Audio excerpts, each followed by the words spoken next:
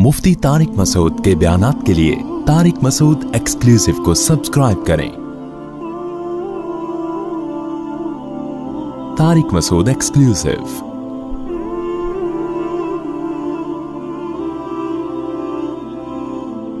आपको पता है इस्लाम में जो सबसे पहली आयत नाजिल हुई रसूलुल्लाह सल्लल्लाहु अलैहि वसल्लम पे, इक़रा बिस्मि रब्बिकल्लज़ी खलक़, खलक़ल इंसान मिन अलक़, इक़रा व रब्बुकल अकरमुल्लज़ी अल्लम बिल क़लम, अल्लमल इंसाना मा लम यअलम।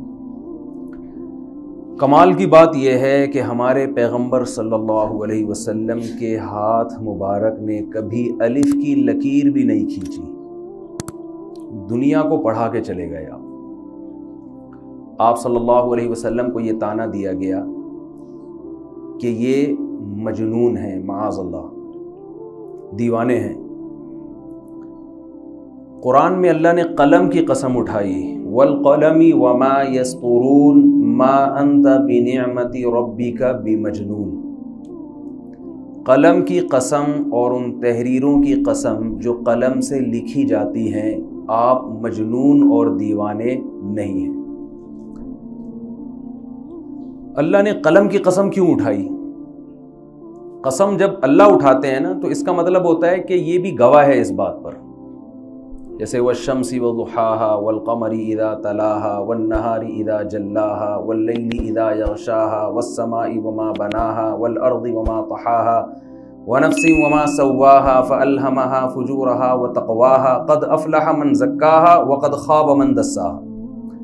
कुरान कस्में उठा रहा है सूरज की, ज़मीन की, आसमान की, ज़मीन की, दिन की, रात की, और इतनी सारी कस्में उठा के कुरान कह रहा है कि जिसने अपने आप को पाक कर लिया गुनाहों से वो कामयाब, और जो अपने आप को गुनाहों से पाक ना कर सका वो बर्बाद। तो ये कस्मों में मुनासबत क्या है कि अल्लाह कस्में उठा रहे हैं ज़मीन और आसमान की। यानी इस दुनिया का जो निज़ाम चल रहा है ना, वो इख्तिलाफ में चल रहा है। दुनिया एक जैसी नहीं है। या तो बुलंदियों में आप जाएं तो बुलंदी से बुलंदी आपको आसमान नज़र आएगा, पस्तियों में जाएं तो ज़मीन है, इससे नीचे तो नहीं जा सकते ना। अंधेरों में जाएं तो ऐसे ऐसे अंधेरे कि हाथ को हाथ सुझाई ना दे। रोशनी जब होती है तो किस कदर तेज़ रोशनी होती है जब सूरज बुलंद होता है।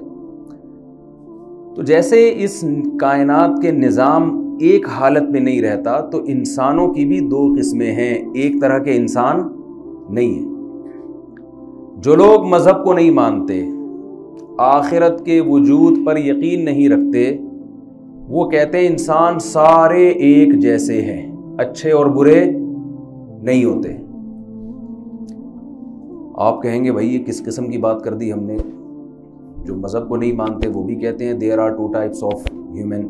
इंसान की कितनी किस्में? अच्छा, बोलना पड़ेगा आपको ना। इंसान की कितनी किस्में?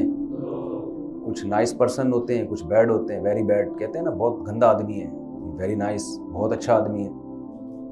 तो इंसान की अंग्रेज़ों के यहाँ कितनी किस्में हैं? दो, हालांकि वो तो आखिरत को नहीं मानते। तो इस पे अल्लाह को इतनी कस्में उठाने की क्या ज़रूरत है? सूरज की कसम, चांद की कसम, रात की कसम, दिन की कसम, आसमान की कसम, ज़मीन की कसम। इंसान की दो किस्में, एक कामयाब और एक नाकाम, एक अच्छा और एक बुरा।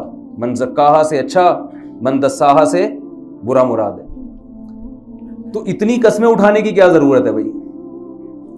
कल मैं कहीं जा रहा था तो किसी ने कव्वाली लगा दी, अजीज़ मियाँ कव्वाल की कव्वाली। तो मैं कव्वाली सुनता नहीं हूँ, लेकिन उसके चंद अशार मैंने सुने। उसमें वो अजीज़ मियाँ कव्वाल ने कस्में उठाई, इतनी कस्में, पता नहीं क्या क्या, कोहितूर की कसम, तौरात की कसम, फलाने की कसम। वो कव्वाली है पुराने ज़माने की। 20 कस्में उठा के हमने कहा पता नहीं क्या जवाब आएगा ना कसम का। तो दर्जनों कस्मों के बाद जवाब यह था, मैं शराबी।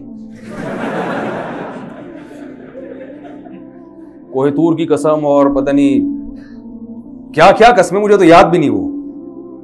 तो मैंने उनसे कहा आराम से बता देता भाई मैं शराबी हूं। इसमें इतनी टेंशन की क्या जरूरत है? तो सवाल ये पैदा होता है कि अल्लाह ने इतनी कस्में उठाई, वश्शम्सी वज़ुहाहा वल्क़मरी इज़ा तलाहा वन्नहारी इज़ा जल्लाहा। इसी तरह दूसरी सूरत भी ऐसी है, واللیل اذا یغشا والنہار اذا تجلی وما خلق الذکر والانثى. بہت قسمیں اٹھاتا ہے قرآن، اور ثابت یہ کیا کہ there are two types of human. انسانوں کی کتنی قسمیں ہیں؟ اچھے اور برے. تو بھائی یہ تو ویسے ہی سب کو پتا ہے، انسان دو قسم کے ہوتے ہیں، ایک اچھا اور ایک برا. تو انگریز بھی کہتا ہے جو قرآن کو نہیں مانتا، جو آخرت کو نہیں مانتا. اصل بات یہ ہے کہ جو لوگ آخرت کو نہیں مانتے وہ جب اچھے کو اچھا کہتے ہیں نا تو اس کے ساتھ وہ سلوک نہیں کرتے جو اچھے کے ساتھ ہونا چاہیے. وہ جب برے کو برا کہتے ہیں تو اس کو وہ درجہ نہیں دیتے جو برے کو ملنا چاہیے. جب آپ نے یہ بات مان لی کہ مر کے ہم مٹی ہو کے ختم ہو جاتے ہیں تو اچھے کو اچھا بننے کا کوئی فائدہ نہیں اور برے کو برا بننے کا کوئی فائدہ نہیں. نتیجے کے لحاظ سے، رزلٹ کے لحاظ سے سب کیا ہو جاتے ہیں؟ سیم. آپ لاکھوں انسانوں کو قتل کرو، اتنا بڑا جرم کرو، اس کے بعد بھی آپ نے مر کے مٹی ہو کے ختم ہو جانا ہے. اور آپ کروڑوں انسانوں کا پیٹ بھرو اپنا پیٹ کاٹ کے، مرنے کے بعد آپ کی قبر میں اور قاتل کی قبر میں کوئی فرق نہیں ہوگا.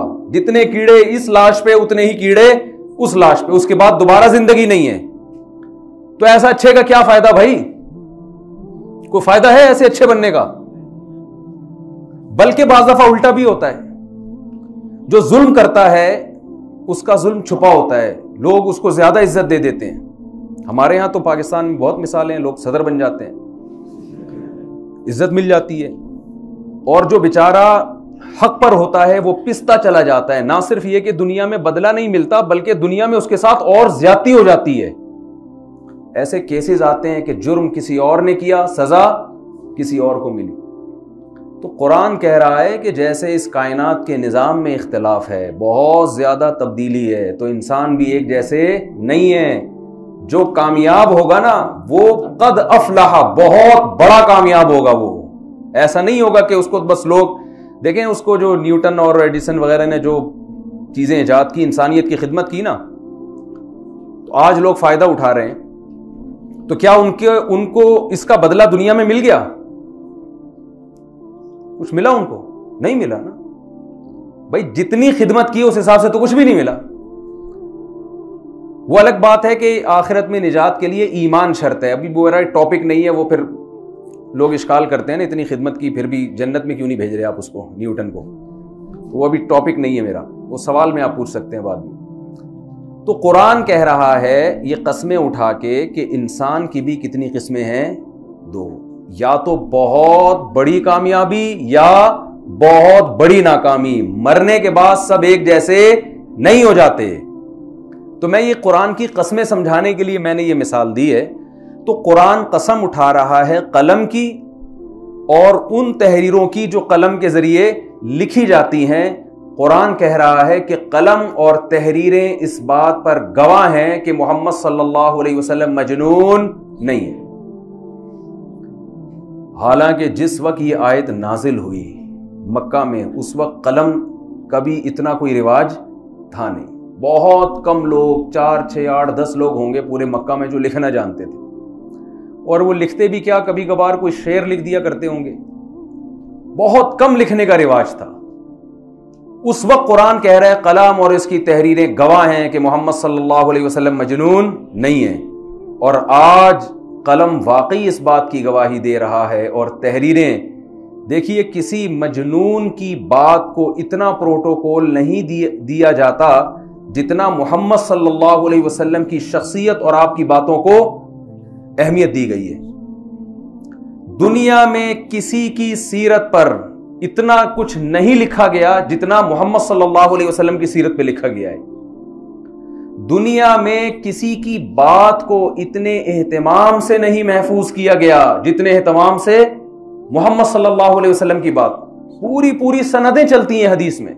حدثنی فلان قال حدثنی فلان قال حدثنی فلان کان النبی صلی اللہ علیہ وسلم افلج الثنیتین. اتنی سی بات محدث بیان کر رہے ہیں کہ نبی صلی اللہ علیہ وسلم کی 2 دانتوں کے درمیان خلا تھا. آپ کسی کی شخصیت کو ڈسکس کر رہے ہیں، صرف اس کے دانت کی بناوٹ بیان کر رہے ہیں. آپ آگے اس کے احکامات کیا ہیں، اس نے آرڈر کیا دیے، یہ تو زیادہ اہمیت ہے نا اس کی. کسی کی شخصیت میں جب آپ اس کی سوانح حیات لکھتے ہیں تو اس کی بظاہر کوئی ویلیو نہیں ہوتی کہ اس کے دانت کیسے تھے. زیادہ سے زیادہ بیان کر دیں کہ بھئی بڑے اجلے دانت تھے, یہی ہوگا نا. صحابی رسول یہ بیان کر رہے ہیں کہ رسول اللہ صلی اللہ علیہ وسلم کے دانتوں کے درمیان کیا تھا؟ سامنے کے دانتوں کے درمیان خلا تھا. اب اگر میں آپ سے کہوں کہ نبی کے آپ صلی اللہ علیہ وسلم 1400 سال پہلے دنیا میں آئے اور آپ کے دانتوں کے درمیان خلا تھا, تو یہ بات ایسا ہی نہیں مان لی جائے گی. اس کی سند پیش کریں آپ. امام ترمذی سند لے کر آتے ہیں, حدثنی فلان, مجھ سے فلاں نے, مجھ سے فلاں نے, مجھ سے فلاں نے, مجھ سے فلاں نے, ان سے فلاں نے, انہوں نے صحابی سے, اور صحابی نے رسول اللہ صلی اللہ علیہ وسلم کے بارے میں یہ بیان کیا. اتنی سی بات کو محفوظ رکھنے کے لیے سندوں کا سلسلہ چلتا ہے. پھر ان سندوں کے راویوں پہ کتابیں لکھی گئی ہیں.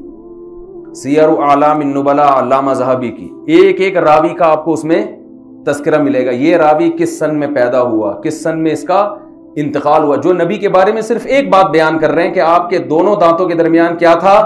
خلا. اس راوی کا پھر کی ملاقات بھی اپنے اس راوی سے ثابت تھی جس سے وہ نقل کر رہے ہیں. پھر ان کے بارے میں محدثین کا تبصرہ کیا ہے, کذاب ہے, ثقہ ہے, قابل اعتماد ہے یا نہیں. ان کے مشائخ کون کون ہیں جن سے انہوں نے علم حاصل کیا, اور کون کون ان کے شاگرد ہیں جو ان سے حدیثیں لیتے ہیں, مجہول یا مستور تو نہیں ہے. اتنی تفصیل کے بعد چھان پھٹک کے یہ حدیث اس قابل بنے گی کہ آپ نبی کے بارے میں یہ یقین سے کہہ سکتے ہو کہ واقعی آپ کے دونوں دانتوں کے درمیان خلا تھا. یہ پروٹوکول اس کائنات میں پیغمبر کے سوا کسی اور کو ملا ہے؟ تو جس قلم نے یہ سند لکھی ہے اور جس کتابوں میں حدیث کی یہ سند لکھی گئی ہے, وہ قلم اور اس کی لکھی ہوئی یہ تحریر اور وہ کتابیں گواہی دے رہی ہیں کہ محمد صلی اللہ علیہ وسلم مجنون نہیں تھے. کسی مجنون کو اتنا پروٹوکول نہیں ملتا. اس کی تو تعلیمات ایسی ہوتی ہیں جو سمجھ سے والا تر ہوتی ہیں. تو اللہ تعالیٰ نے ہمیں ایک ایسے پیغمبر سے جوڑا ہے جن کی تعلیمات آج بھی اسی طرح محفوظ ہیں جس طرح 1400 سال پہلے تھی. آپ صلی اللہ علیہ وسلم چلتے کیسے تھے, کھاتے کیا تھے, آپ کے سر میں کتنے بال سفید تھے. یہ تو وہ چیزیں جن کا شریعت سے براہ راست تعلق نہیں ہے, اور جن کا شریعت سے براہ راست تعلق ہے وہ کس قدر محفوظ ہیں.